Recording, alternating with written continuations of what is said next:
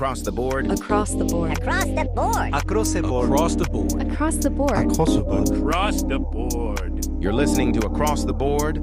Buckle up, because things are about to get interesting. All right, so secret government projects, conspiracy theories, all that fun stuff, the crazy shit that the CIA's been doing for God knows how long. Definitely fun stuff. You've probably never heard of any of these. Probably not. Well, and the funny thing is there's so many more that I left out, but we can definitely visit if it's interesting enough to you. For sure. So one of the best known ones is MK Ultra, but I want to go further back. Okay. So, and I don't know if this is necessarily a CIA thing or if it was just I don't even know if the CIA was around back then. So how long ago was this? Picture it. Okay. 1943. Okay. We're in the middle of a freaking world war. Mm-hmm. Everybody's racing to find the greatest technology that's going to give them the edge, right? Mm-hmm. Obviously, the Manhattan Project, that's like the well-known one because we dropped the sun twice on a country. So that one was no longer a secret after we used those atomic bombs. Yep. But that one is interesting all in wow, I can't speak. All in and of itself, in the fact that there were so many spies, there were so many Russian spies that were trying to learn what we were doing, that it's basically said that every base that was doing the research, every lab that was doing research to develop an atomic bomb, every one of them had Russian spies in it. And how did we necessarily come to find that there were Russian spies everywhere? Well, we ended up finding out some of them. So we don't know for sure how many there actually were. There were some that we caught, but who knows how many actually were out there. But do you know how we caught them? Like what? I don't know the how details it transpired. of it. I used to know all the details, but they escaped me at the moment. Okay. We could definitely revisit that in a part 2 if you want, along with some of the other crazy projects. Mm-hmm. But also in 1943, less known than that is, so it's called, it'll go by 2 different names. It's either called the Philadelphia Experiment or Project Rainbow. Okay. Now, so the interesting thing about it is Project Rainbow was actually the name of a secret project that happened after this. And the aim of that secret project was actually to basically develop stealth technology for planes and jets and stuff, right? So and this is one that they have divulged and they have said, yeah, this is true. Like, we've done this. There's documentation to prove it. But the Philadelphia Experiment was something completely different. But maybe not. I mean, so kind of break it down for me as someone that doesn't really know much about these things. What exactly is stealth technology? Basically, all you're trying to do is you're trying to prevent the enemy radar from picking up your, typically your planes. Mm-hmm. It's kind of harder to hide ships just because they're large and slow. But if, a plane moving fast enough, what you're doing is you're hiding the heat signature of the engines. You're also building the body of the plane in a way where radar doesn't work because it doesn't just bounce straight back. Okay. So it tries to deflect radar waves and stuff like that so that any radar that's looking for these planes is unable to detect them or doesn't detect them. So they're not easily distinguishable. Exactly. Okay. So Project Rainbow, well, the Philadelphia Experiment, let's keep it with that name because Project Rainbow is the name of an actual project that I don't want to keep confusing. Okay. The Philadelphia Experiment, the rumor is, and obviously the government keeps saying that, well, we have no data to support this. The gist of the story is the USS Eldridge, which was can't remember what class of military ship, right? Mm-hmm. It was in Philadelphia, 1943, in a naval yard. And basically, the story goes that they were trying to experiment with making this ship invisible. Like, not just invisible to stealth, to radar, not stealth, but completely invisible to the naked eye. and they were apparently it was with electromagnetic fields, and they you know rigged up a bunch of wiring and giant devices to the hull of the ship. And the story goes that when they turned all this stuff on, the ship disappeared.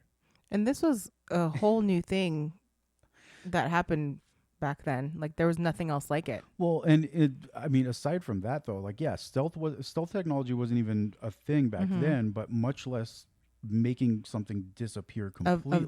Of that size and caliber. Well, I mean, right?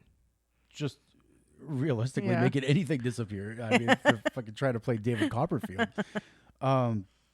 So what's even more strange is the stories that go along with it, and obviously they're rumors, most of them, because nothing is substantiated. But there were reports that this thing vanished in Philadelphia, and at the same time appeared in Virginia.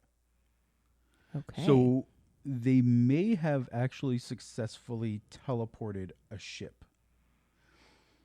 Now, the crazy part is when the ship allegedly comes back, the sailors that are on the ship are all freaking screwed up. Like they're like there was a rumor that one of the guys that was on the ship, one of the sailors, when it came back, was fused to the hull. Like his body was well, not the hull, the deck of the ship. His body was halfway through the deck of the ship because apparently they displaced, obviously.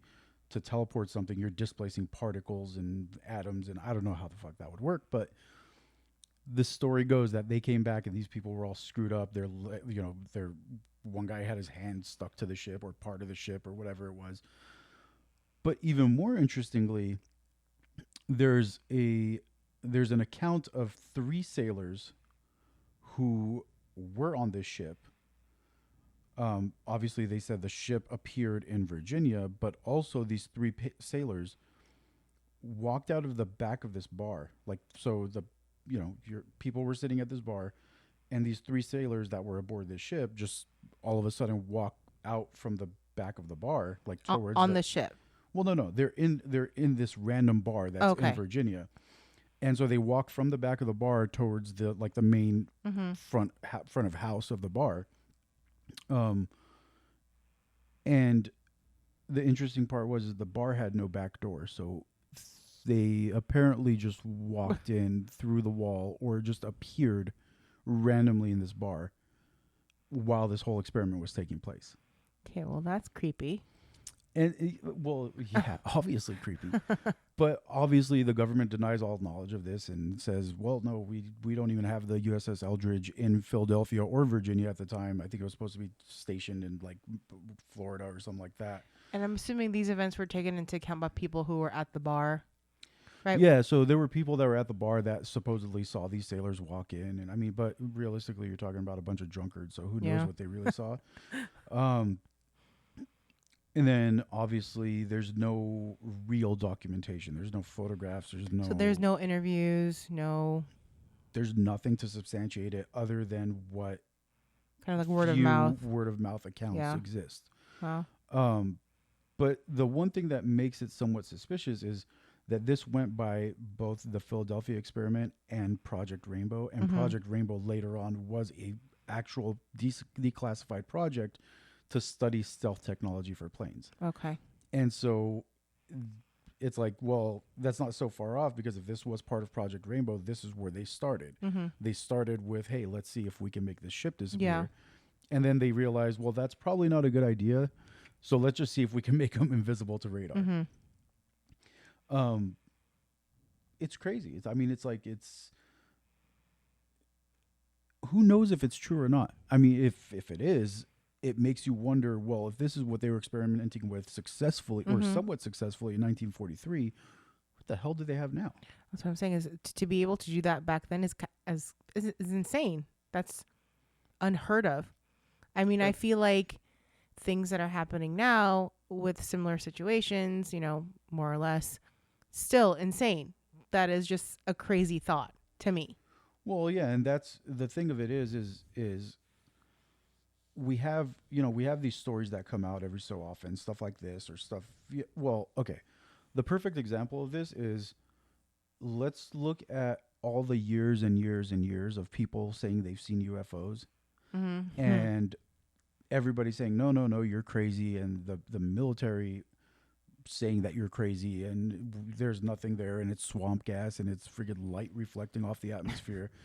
And now all of a sudden we're watching televised congressional hearings about UFOs. Yes. They've just changed the name And from admitting UFO that to all UAP. of it's true. Yeah. And so that's the funny thing is the government actually did do. So speaking of UFOs, Project Blue Book, not to be confused with Project Blue Beam. Project Blue Beam is as of right now, crazy conspiracy theory. But Project Blue Book was an actual declassified government project, which involved the United States government compiling reports and keeping track of UFO sightings. So every time somebody would show up or somebody would say something about, hey, I saw a UFO, or call the police to report something weird, all of a sudden these men wearing suits, probably black suits, that's probably where the whole Men in Black came from. These dudes would show up and they'd be like, well, we need to know what you saw, where it was, what did it look like, and they would document all of this and keep a running record of this. So the funny thing is this goes back to 1952, where it officially started. The first government program to actually study UFOs, though, was Project Sign, which started in 1947. Okay. Which, unironically, is the same year that a UFO supposedly crashed in Roswell, New Mexico. Interesting. It can't all be coincidence. I was gonna say it can't be coincidence. People report a UFO crashing in Roswell. All of a sudden, that same year, the government starts Project Sign. Yep. A couple of years later, they're like, hey, you know what? Maybe we should do a large-scale investigation More of all this research stuff. and they start Project get Blue everything Book. down on in documents. And, I mean, so here's the crazy thing. This project ran for 17 years, Project Blue Book, right? They have over 12,000 reported UFO sightings that they've documented and archived, and who knows what they did with it. And that was in a span of 17 years, you said? 17 years, 17 12,000. So close Okay. to what probably about 900 a year on average. That's not small potatoes. That's almost 2 to 3 sightings a day. Also taking into account all the people that might have seen something and never said anything. Oh, of course. Yeah. Yeah. I mean, there's how many people? Well, so there's I can't remember their names. There was this couple back in, I think it was the 50s, who actually, and it's one of the most talked about abduction stories. And they were driving home, supposedly, whatever, and they see this thing following them, like in the sky, just kind of like tracking with their car. I wish I could remember their names. And so they're driving home. They're whatever, it's supposed to be an hour's drive or something like that, right? Yeah. And so they're driving. They're looking at this thing, and they're freaked out, and they're driving down the road. They've both got their eye on this thing, and then the next thing they know, they're back in their cars, and I mean they're back in sorry, one sec. Do we just do some research? Yeah. Yep, it was the Barney and Betty Hill incident. That is true. I knew Betty was one of the names. So, and what year was this? This was 1961, right? So, the whole story is like I think they stopped and they got out of the car for whatever reason, and then the next thing they know, they're sitting in their car again, and they're driving down the highway. And they can't remember where, what happened to the thing that they were watching in the sky. All right. But all of a sudden, it's daybreak. Like the sun's starting to come up. And they had left, I think it was like around 12 or something like that, 11, 12 o'clock p.m. Okay. And it was only supposed to be like an hour or two drive, but all of a sudden the sun's coming up. So they lost multiple hours. So they had no idea what happened in that span. Well, and here's in where that it gets 8-hour crazy. span of time or whatever it was. So yeah, they lost, and I can't remember all the details. They lost like 3 or 4 hours, which is a common thing with abduction stories, is lost time. And so they don't say anything about this because they're freaked out by it, and they're like, people are going to think we're crazy, right? Mm-hmm. So they don't talk about this for a while, but it starts eating at them, and they're just like they're not themselves anymore, whatever. And so they both eventually undergo hypnosis to Okay. see if they can remember anything. And during these hypnosis sessions is where they start remembering, and they start remembering where they were, that they were on a ship, that there were these beings, that they were, like probing them and experimenting on them and whatever. And it's strange enough that, if it was one person, it's one thing, Mm-hmm. but it's a couple who both report in separate rooms and separate hypnosis sessions, both report the same exact The things. same exact experience. Yeah. So it's like either they both watched the same movie at the same time and completely forgot about it, or they both went through some shit that they couldn't remember. Mm-hmm. So, yeah, I mean, these. So wait. So after that whole thing happened, they went to the authorities, or? I can't remember all the details of it. I think they do end up.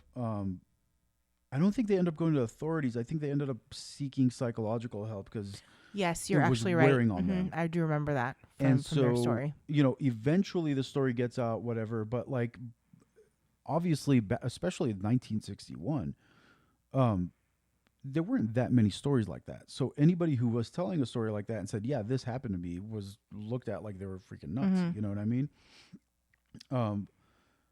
But looking at what we know now and the fact that the government is actually talking about UAPs, and What's a UAP?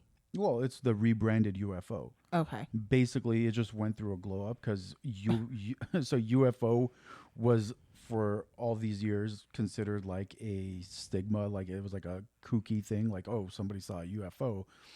So now that they've renamed it a UAP or rebranded it a UAP, it's got more of a scientific connotation to it because now it's not unidentified flying object. Now it's an unidentified aerial phenomenon.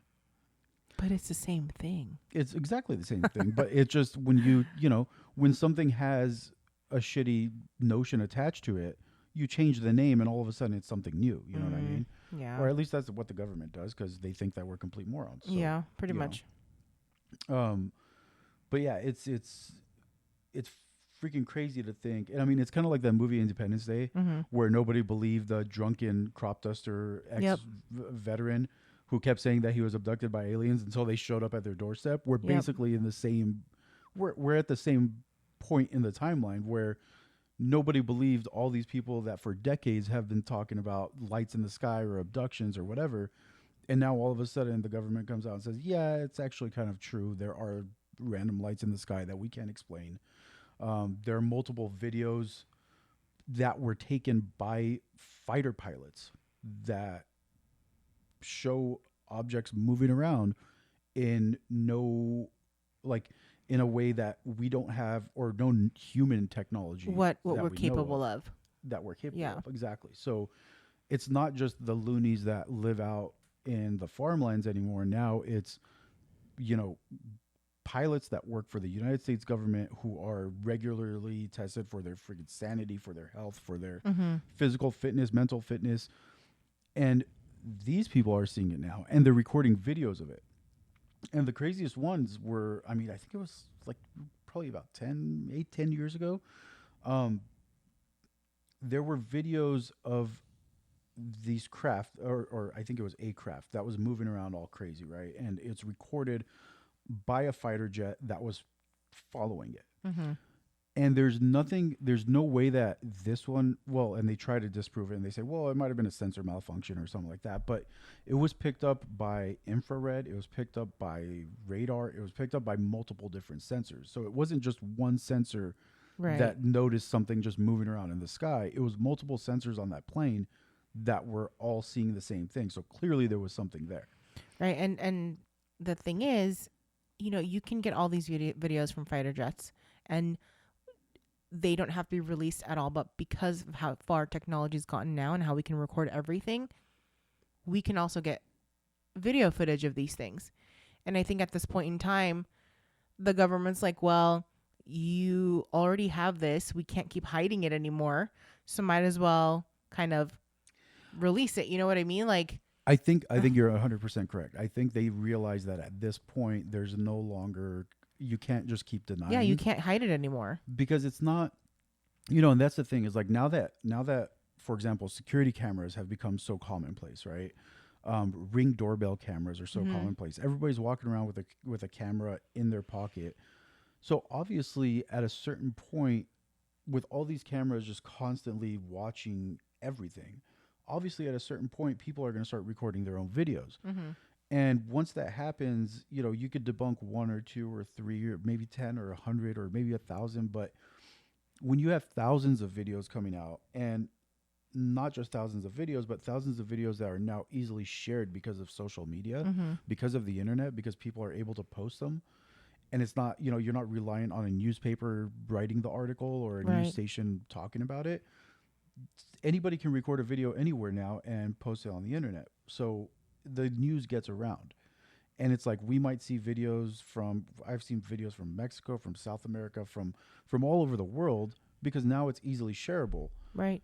If you could control that flow of information and that flow of the videos, which the government's been pretty good at doing for decades, obviously you could keep disproving it and denying it. But at this point, we've gotten to the point where now it's you can't keep it under wraps anymore unless you start censoring the internet, which thankfully they haven't been able to do. They almost did. Realistically, they started censoring certain things, and I think that was a small scale experiment for a large scale. But the funny thing is that we've heard about this for decades. And now that it's just out there, I mean, as far as I know, and the people that I know, we're all just kind of like, okay, like what else?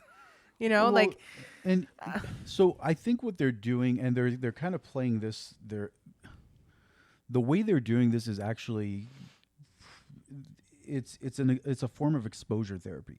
So first it was, what was it, like 2020, when they said, they had a hearing and they watched one of the videos from one of the fighter jets. And they played that video, and that got out on the internet, and it was being reported by the news, and people saw it all over the place. And that was kind of it. It was like everybody kind of forgot about it. It was big news for like a week or two, mostly in the nerd community. But like after that, it just kind of died off. But then in 2021, they went back and they said, we're going to have another hearing. And now you have the guy that's sitting there talking about, well, we have recovered craft and biologics, talking about possible aliens, right? So then that brings it back up, and then people think about it a little bit, and then it kind of dies down. Kind of goes away, and then something else happens, and so on and so forth. This last hearing that they had, it was almost like, oh yeah, it's another one of these like UFO hearings, because at this point it's becoming more and more commonplace. It's not like this crazy thing. I mean, even the whole thing that's happening with all these unidentified drones over New Jersey, which some people say may be UFOs, some people may say they might be foreign nations flying drones, but it's one of those. I feel personally that it's one of these things where they're slowly but surely just getting people used to the idea that, hey, you might see flying lights in the sky and it's nothing to worry about. Just ignore it, But I mean, we were recording things 5, 10, 15 years ago, right? Yeah. But I feel like now it's just more prominent. Like it's just out there. And do you think it was the same thing, a decade ago? Or do you think it just keeps happening more often now? I think the difference is that nowadays we have better recording equipment. So you think that this was happening? Yeah. But they were easily debunked because there were grainy videos and stuff like that. Unless you had, you go back, let's say 10, 15 years ago, most like consumer camcorders were crappier quality than the cheapest cell phone camera today. That's true. And aside from that, not everybody was walking around outside at night with a video camera. You know what I mean? It's like, and the phones. Big handheld camera. I mean, you go back 15 years and you look at the first camera phones that we had, they were like 0.3 megapixel. Like you could barely take a semi-clean image, like a picture. Never mind, I don't even know if video was a thing back then. And even when it was grainy. And not to mention, again, most of this stuff happens at night. At night, low light, you're not going to see much at all, especially on a grainy video. But now, technology keeps getting better and better. People have, 40, 50, 60 megapixel cameras on their phones where if you see something and you take a video of it, it actually looks like something. It's not just a blob in the sky. Exactly. You can actually distinguish what it's supposed to Exactly. be for the most part. I mean, yeah. I mean, we still don't have, we don't have detailed images of these things, but they're still a lot better than what we had before, and they're hard to disprove now. So like back in the day, it was like, oh yeah, that was just the reflection of something, or that it was a helicopter and that was just the light on it, and you can't really tell what it was. But now we can start seeing shapes. Now we see these like triangles with lights on them. Now we start seeing multiple lights in the sky that when you take a photo of it, you see that they're actually multiple lights and not just a plane with a large wingspan and the angle that the plane's sitting at. Like they were able to disprove this stuff and say, hey, that's what it was. Now it's getting harder and harder. And in the next few years, I think we're going to actually get really high definition images of whatever the hell these things are. And, here's the thing. Okay. Sorry to cut you off. But really quick, like the problem is that they could be benign. They could be secret government projects trying to develop the next plane or the next stealth technology or whatever it is. But we don't know what it is. So to us, until the government says, hey, there truly is nothing to worry about, we just can't tell you what these things are. If that was the case, if there was like some kind of reassurance that this is definitely not alien, this is of this world where, it's a secret project, so we can't tell you the details of it. We'd say, okay, it's our own government. We understand that. We're not going to ask more questions because obviously we don't want that information getting divulged to the enemy. But if it is something else, if it's something that even the government doesn't know, if the government can't explain it, well, that brings in a question. I guess that brings up the question: is it foreign nations developing crazy technology, spying on us, trying to maybe figure out what our air defenses are, or is it actually fucking aliens? Yeah. I mean, that's what I was going to ask is, you have all these videos, you have all these images, you have the government who's looking, behind these things and trying to figure out what they are. But I personally already know they know what they are. They're just not divulging that information to the public. But there seems to be no sense of urgency, which I'm kind of glad because it provides less panic for people. I don't think they want to panic. They want to instill panic on us. But at the same time, it's kind of like, it's just like going over your head, right? Like, it's just like, it's whatever. It's there. Don't worry about it. We're taking care of it. We're still trying to figure out what they are, but there's no other information on it. There's nothing else. Yeah. And I think that's the big worry, is that I think a lot of people worry that the government themselves don't know what it is. And if that's the case, then we're really in trouble. I'm leaning more towards they know what it is. I just don't know if they want to share that with us. But see, and this is what I'm saying is they probably do know what it is, and whatever it is, I don't think that it's a very simple explanation. Yeah. So I think that's where my theory that this is exposure therapy goes, like where they're just trying to get us used to it, because once they actually tell us what's really going on, I think people will just freak out if they just came out and say, hey, by the way, this is what's going on. We're being visited by freaking aliens from another planet. But they're not going to really kill us or anything like that. So don't worry too much about it. People would freaking full on panic. Yeah, for sure. But I also feel like a lot of conspiracy theorists are like, well, the government knows exactly what they are. They're planning their escape. They're planning what they need to do. And then once they're here, the people can kind of figure it out as they go, right? Like, but I feel like a lot of people might think that way. And I mean, would you blame them though? I wouldn't. I wouldn't, because of look what's been happening in the world. Like. Well, and I mean, not just that. It's the government has most governments only worry about themselves. Yeah. You know what I mean? It's like whether you're talking about here or freaking some country in the Middle East, they're worried more about themselves, to staying in power, to fattening their pockets. That's all they care about. So if something's going to go down, they're not going to worry about the 300 some odd million Americans. They're going to worry about themselves and how do I keep myself and my family safe? And that's it. Yeah, but you know what? Just let me know. Do I need to keep paying taxes? Because if something's bad's going to happen. But then that's the other problem, is if if something is going to happen and they tell us that something's going to happen, Mass then hysteria, it's for mass sure. hysteria, mass panic. Nobody's going to be working. Nobody's going to abide by any law. There's going to be widespread. But does it really matter at that point? Everything. Like It kind of does though, because if there's even a tiny fraction of a chance that we'll make it through it. you make it through it, yeah, we don't want civilization collapsing in on itself before that even happens. You know what I mean? Yeah. So we don't. Yeah, to a certain extent, you can't tell people what's really going on, but at the same time, you need to act like you're trying. You know what I mean? It's like when it's like, for example, in New Jersey, where people are talking about how they're seeing these drones and this and that, and like nobody's doing anything about it. Nobody's trying to figure out what it is. Well, at least act like you give a shit. Like even if you know what it is, act like you're doing research. Like there's nothing. Pull up some. It's just people recording these things. Get the National Guard out there yeah. and like drive around and make it seem like you're searching for something or another. Make it look like there's something actually being done. You know what I mean? I think that's what's a little bit disheartening of government and they, like I said, there's no sense of urgency. There's none at all. It's like they don't want to help in any way. It's kind of like just like I said earlier, goes over your head. Just forget about it. It is what it is.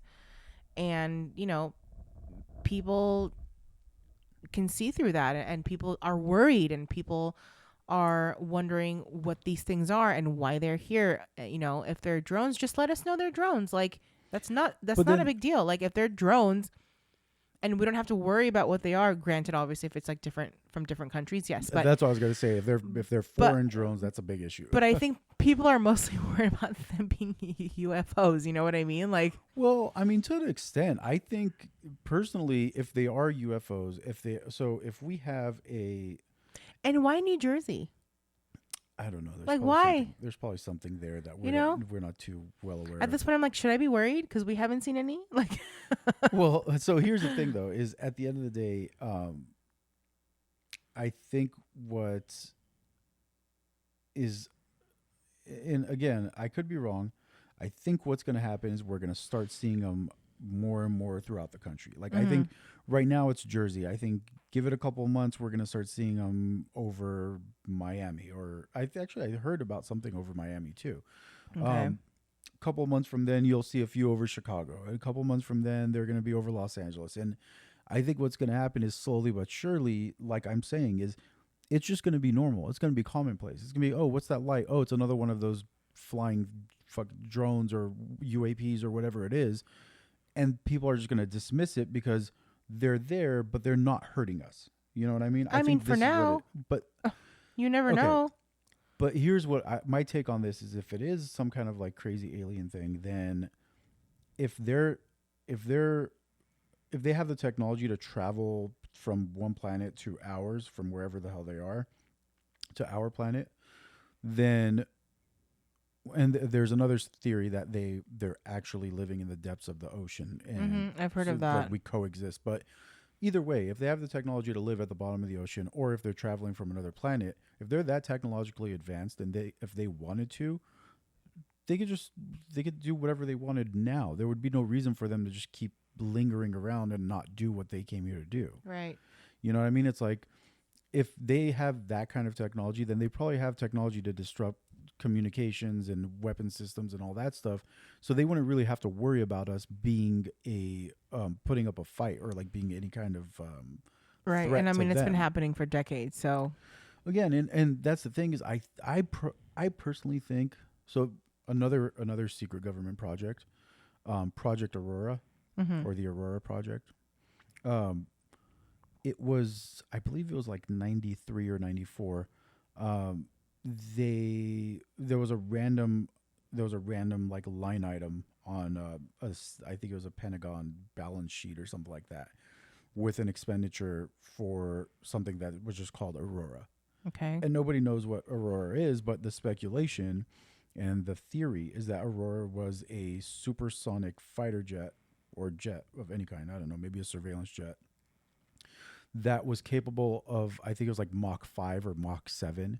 Like some crazy amount of some crazy speed that we typically don't see on planes or jets. It's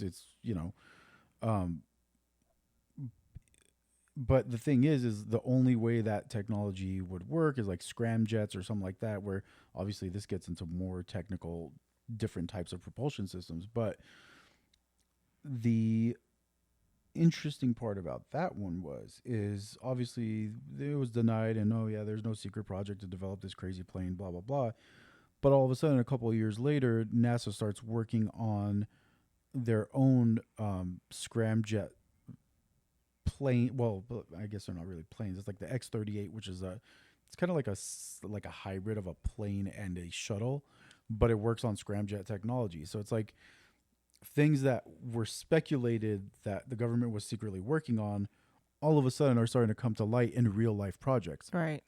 So it's another one of those things, like you just don't know what our government is doing. Like these drones that are out there that are apparently people are saying they're the size of an SUV. That's not a small drone. No. That's, I mean, a size of an SUV sounds to me like the thing's capable of doing something. Right. Whether it's data collection, whether it's long-term surveillance, like It's not being that big able for to no hover. reason. Exactly. Or whether it's carrying freaking weapons, chemicals, who knows? But again, it could just be something that is something that the United States government is experimenting with, and they just don't want to, out themselves before they have a chance to fully develop, perfect, and release that system. Because I mean, realistically, that's kind of the next step, though. Like you look at, obviously we have fighter jets, we have bombers, we have this, that. We have unmanned drones for surveillance.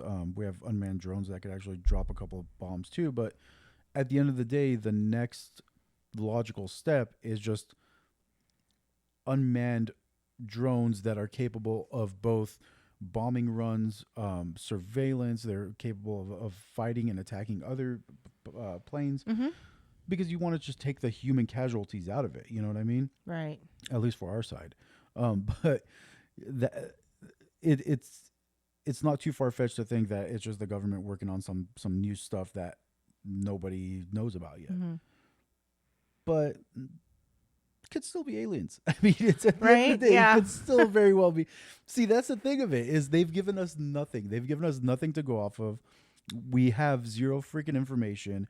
They keep telling us there's nothing to worry about, but then there's like these classified congressional briefings on what's going on. So it's like, well, if it's classified, then that means that it's either a national security issue or it's a secret project that you guys don't want anybody knowing about. Because if it wasn't anything, you'd just tell us. Yeah, if it was truly nothing, they were trying to play it off like, oh, what you're seeing is helicopters, planes, and hobbyist drones. Helicopters don't move that way. Well, but not just that. It's like hobbyist drone. Like so all of a sudden every freaking. I'm sorry. First of all, what the fuck kind of a hobbyist drone is the size of an SUV? Because I personally have never seen anything that big. And then they were talking about one of these things was out there hovering for like 4 or 5 hours. Hobbyist drones have like 30, 40 minutes flight time. Yeah. You know what I mean? Like you're not going to get 4 or 5 hours out of these things. Yeah. But at the end of the day, it's like you're assuming that people are just this stupid and they're going to buy your freaking narrative and not question things. Like, personally, I'm sick of it. Like, Well, that's what I've been saying. Just tell us. our government just keeps thinking that we're complete morons and we'll just swallow anything that we're told. It's bullshit. I mean, it's gotta be something more. There's gotta be something to it. That's why all the secrecy around it. But 100% agree. And they won't say anything, I don't think. And the thing of it is even if they got caught, right? Like even if they said it's X, Y, and Z, but it's nothing to worry about. Like it's okay. Hey, it's we don't know where these drones came from, but they're surveillance drones, and we don't think they came from any kind of a foreign nation or something like that. So yeah, it's possible that it's alien. Even if they said that much, but we caught them in a lie on any part of that, they still wouldn't admit to it. No, of course not. Like even if they gave us the most extreme example of yes, you're right, and we caught them in a lie, they still wouldn't give us the actual truth. Like they would rather tell a crazy lie than give us the actual truth. Like that's the madness of it. And I wonder why, though. Why they are it's like the way that everything they else. are. It's literally like everything else. Like I know. it's part of it, part of it's supposed to be like national security stuff, which I get. But then another part of it is you can't control a populace if you share everything with them. The only way you could keep people under control, keep power, is by keeping secrets. That's every government. No government is completely transparent with their people, and I actually wonder what would happen if they were. Yeah. Be a scary place or a good place. You never know. I think it would be a terrifying place for for a couple of reasons. I think I don't think that people would take too kindly knowing like what the shortfalls of their own government is. Mm-hmm. You know what I mean? Like I think if the government said, "Hey, you know what? We kind of screwed this thing up," and so for example, and I've made this point a million times, like during COVID, which I could get into all the crazy theories I have on that, but during COVID, when it came out that they were wrong, they, 2-3 years after the initial craziness and panic of it, when they found out that they were wrong about, the efficacy of the vaccines and the whole lab leak theory came out to be an actual thing, at no point did anybody say, hey, you know what, we kind of screwed this up. We didn't know what we were dealing with. Which I think we were learning as we went. Yeah, and I think if they had done that, the people would have been so much more understanding. I don't think so, though. I think so. I think what would have happened is there would have been a portion of the population that would have said, oh, you know what? I respect you for doing that. Yeah. But then I think there would also be another portion of the population that would say, you know what? You guys are completely freaking incompetent. Why should we ever trust you again? That's the danger in that, is that if we do end up with another more serious pandemic, all of a sudden nobody's going to trust anything that the government has to say. I agree with that, but I also think accountability goes a long way. I agree too, but I completely agree with you, but I see the other side of it. Like me personally, I'm just one of those people that's like, tell me the truth and let's just figure it out and move on. Exactly. But I think there's a lot of people that don't think that way and are going to be less forgiving about it, and that's where you're going to run into the issues. The angry people. Well, and I don't think it's just angry people. I think it's people that were, maybe raised differently or have different outlooks on things, and they're just... Obviously, not everyone's going to think the same, but at least for me, I think if, someone's wrong and they take accountability for it, I think it shows a deeper level of respect, because, no one's perfect. People make mistakes. Yeah. This was something completely new to us. And they navigated it the way they could, but obviously we're very wrong in certain situations. But see, that's the screwed up part is they act like, okay, in the very beginning, obviously nobody knew what was going on. There was a lot that, and this is, I think COVID-19 in and of itself is going to be another one of these things that 20, 30, 40, 50 years from now is going to be declassified as some kind of a, black ops project for either the government trying to figure out how willing people are to comply, or some kind of a project similar to like the Tuskegee experiment where they injected that one ran for like 60 years or something like that. Okay. They with zero consent, without any kind of information. So the United States government went and took a certain, I don't know what the number was, but they went to the African American population and said, hey, you guys are sick. You have this disease. We're going to cure it for you. And they injected all of them with syphilis. They injected them with syphilis, and the experiment ran for, I think it was like 60 years. At no point did they tell them, if X, Y, and Z happens, go and seek treatment or anything like that. Right. They injected them, and then it's like, okay, yeah, you're good now.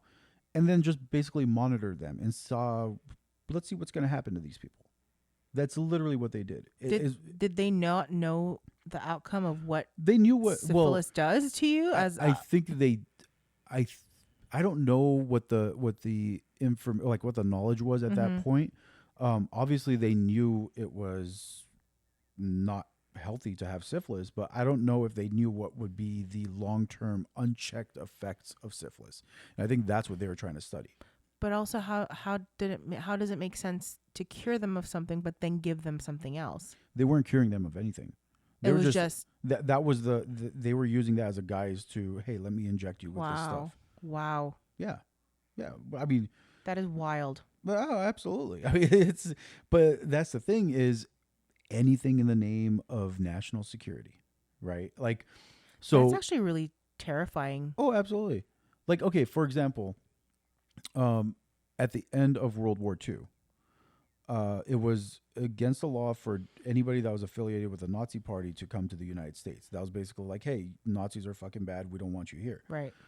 But then the government, literally in the same breath, turns around and starts up Operation Paperclip.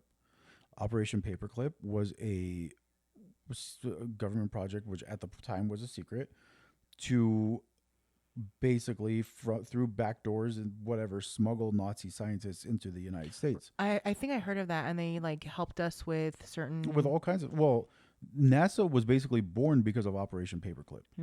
okay. Werner von Braun, who worked on the V2 rocket propulsion systems in Germany during during Nazi rule, was brought in through Operation Paperclip, and then brought here to start developing rockets, which eventually became the rockets that we use to go to space. Wow. The liquid fueled rockets. So Wow. I mean, yeah, the guy was knowledgeable, but at the same time, it was completely unethical for us to utilize information that was gained by Nazis through whatever means they gained that information. Right. Yeah. Because those bastards were fucking crazy too. Mm-hmm. They were doing like weird experiments on people, and like it was disgusting. But something like this, where it was like the liquid fueled rockets. Obviously, there's a benefit to the United States to be able to develop their own liquid fueled rockets, and to do it on their own would have taken longer versus just saying, hey, this guy already knows how to do it, smuggle him in here and let Right. you. But that's the thing is like it's one of those situations as do as I say, not as I do. Mm-hmm. You can't. No, Nazis can't come here. But hey, you, we're gonna let you in. Like that's bullshit. Yeah. But there's countless examples of this, and it's crazy that with the stuff that does get declassified. I mean, who knows how much of it's still classified and unknown, but with just the stuff that is declassified, it's freaking crazy stuff. It's like it's terrifying to think that our own government is capable of all this. But then what's the really, really bad shit that they won't even tell us Yep. about? You know what I mean? Like That's what I'm wondering. Is there something that explains like all the missing people that, throughout the years that have never been found? Like, I mean, Yeah, because everything right now is just on the surface. yeah, exactly. And even these things that are on the surface are still pretty scary and terrifying. yeah. And so the thing is like the ones that they've declassified, like stuff like MK Ultra, and, things where people were hurt or abused or killed or whatever. It wasn't like crazy death tolls, right? It wasn't like tens of thousands of people were killed because the government wanted to experiment with something. But then you go back to, like what I was saying, like all the missing people. There are fucking thousands of missing persons in the United States every year. Well, do we know for sure that they're not just being kidnapped by the government and used for some kind of experimentation like that from some ongoing fucking project that's been going on for decades? Yeah, that's a conspiracy all on its own, I think. Well, and I mean, it's no such thing as a bad conspiracy. So like, for example, like MK Ultra, right? MK Ultra, that thing ran for, I think it was like 20 some odd years. I can't remember the exact. So let's see. Okay, so here you go. I got some info on this. It was initiated in 1953. MK Ultra was basically the CIA, for some reason or another, thought that they could control people and make them do whatever the hell they wanted by dosing them with LSD. Okay. That was the primary. That was how it really started. Was we could use drugs to brainwash people and create like walking, talking zombies that can do whatever we want. Whether it's going to be like some kind of like a secret soldier that's basically activated when they need it or whatever the case was. So in 1953 they started doing these experiments. They put some sick asshole at the head of this whole thing, and basically give him a blank check and say, hey, you could do whatever you want. So this guy starts experimenting with a few things, lands on LSD for whatever reason. He gets obsessed with it, and he starts dosing people left and right, trying to figure out what he can and can't do with people who are high on LSD. It was to the point where they, I have this written down somewhere. Okay, so part of MK Ultra was Operation Midnight Climax, right? So in San Francisco, they set up these fake brothels, these fake whorehouses, and they get people to come to these whorehouses, right, who think they're there for a good time, and they dose them with LSD. These people have no idea what's going on. These brothels are set up with cameras and microphones and stuff. So like every one of these rooms is set up to fully record what's going on in there. And so they dose these people with LSD and basically get them to spend enough time there to where it starts taking effect just to see how it's going to affect them. It's like LSD is one of those things where depending on the person and depending on the dose, some people have literally gone completely insane from it. Well, yeah, it's a psychoactive drug. I well, mean, and it's not just that. It's like some people, some people will get a trip, some people will get a good trip, a bad trip, whatever it is. But then some people completely lose their fucking minds and never come back. And they think that that's what so there was one of the guys that was involved in the project. They think that that's what happened to him because he ends up getting dosed with LSD. I think it was at like a dinner, like the head of the project. I can't remember the full details of it, but he gets dosed, and he was an employee that was part of the project, but he wasn't one of the higher ups or anything, or maybe he was. I don't fucking know.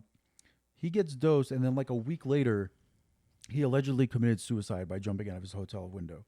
wow. So they're not 100% sure if he jumped, if he was pushed because obviously he got dosed by his colleague who didn't tell him, hey, I'm gonna fucking dose you with LSD. So clearly this guy was pissed off about the whole situation, right?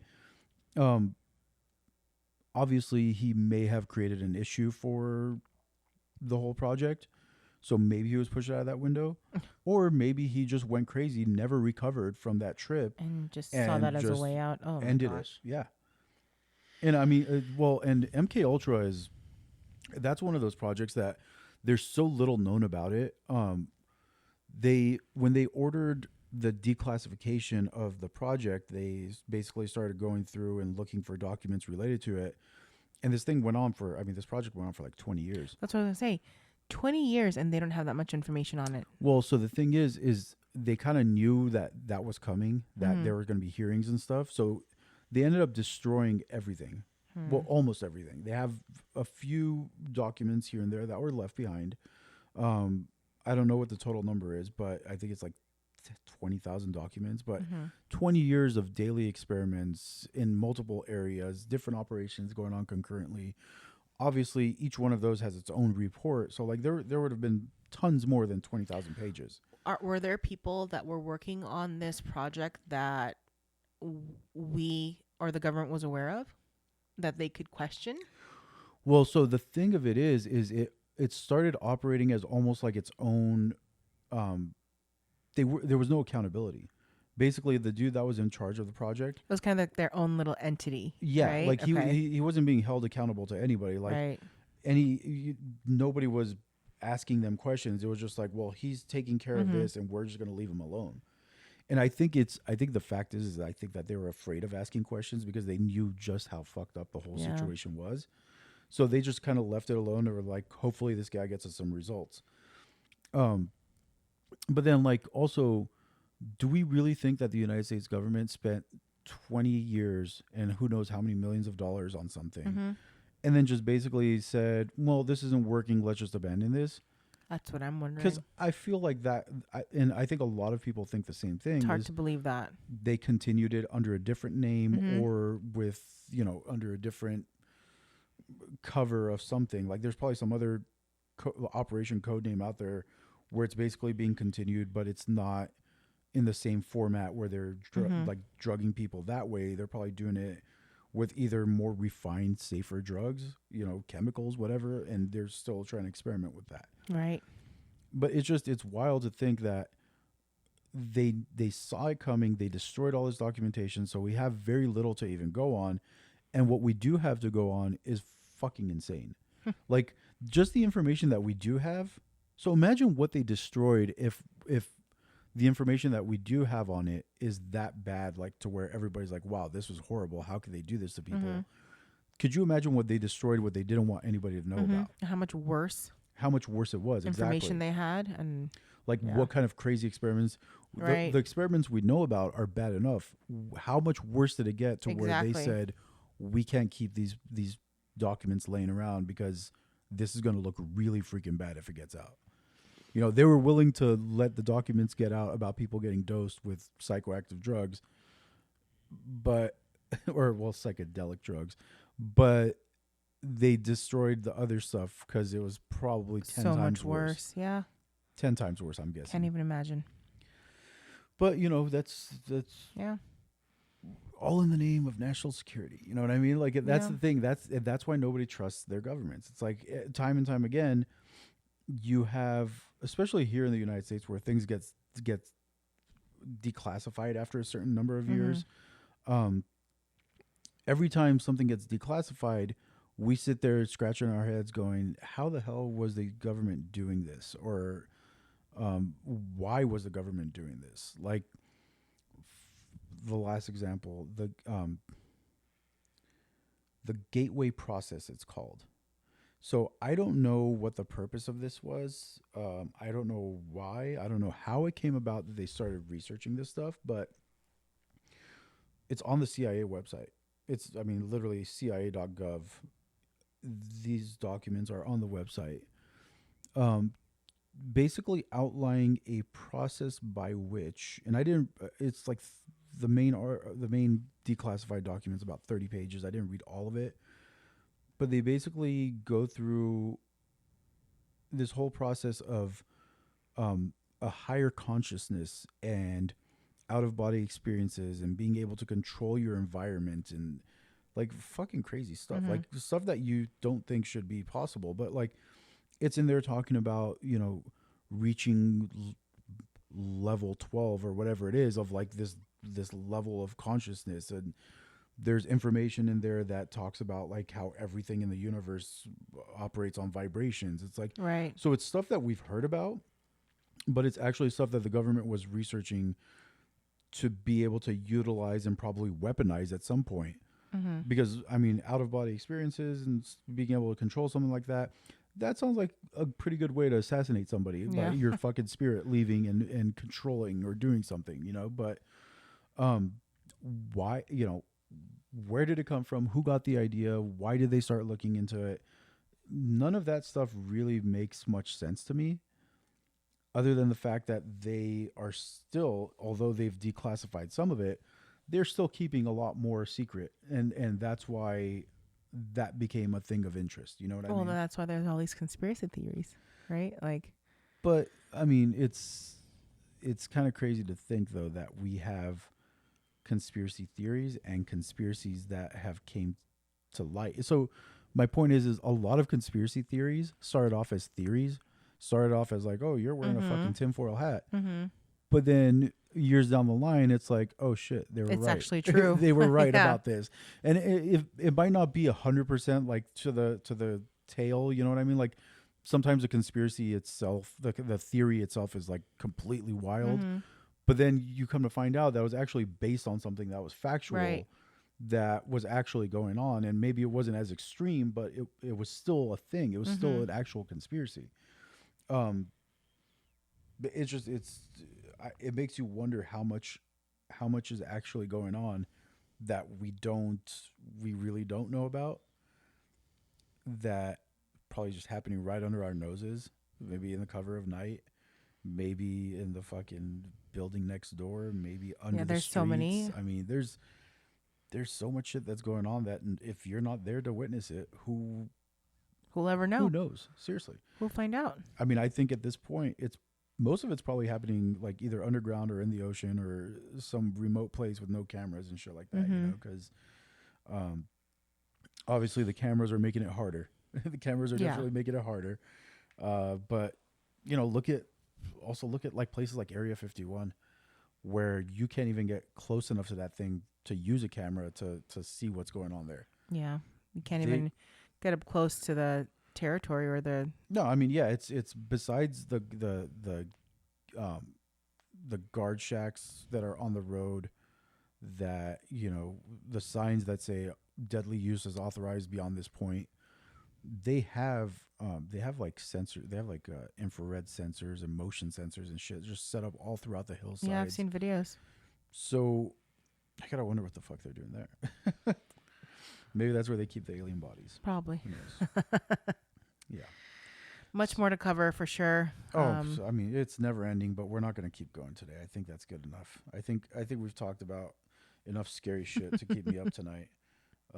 We could probably talk about more stuff next time if you want to, but that was fun though, I think. Yeah. Yeah. Good to learn more about these things. Yeah. No, I'm more interested, and maybe one of our 2 listeners knows, but I'm more interested about the stuff that nobody really knows about. I'm more interested about the stuff that's not declassified. Like, I want to know the crazy conspiracy theories or crazy conspiracies that haven't been publicized. Like things like, you know, like, for example, the Philadelphia experiment, where they keep denying that it ever happened. It's like, well, there's a lot of information out there that says that it did. I mean, obviously there's no actual documented evidence, but there are people talking about it. There's a lot of rumor about it. So I wonder what else is like that, where the government continues to deny the existence of it, the project or the whatever it is, that is still, you know, that still has a ton of information. I'm sure there's plenty out there. I'm sure there is. I'm sure one of our 2 listeners will let us know. For sure. That'll let us know. Yeah, definitely let me know, because I'm interested. I love going down these rabbit holes. It's a lot of fun. All right, so yeah, let's end it there. I guess. Till next time. Yep. Till next time. All right.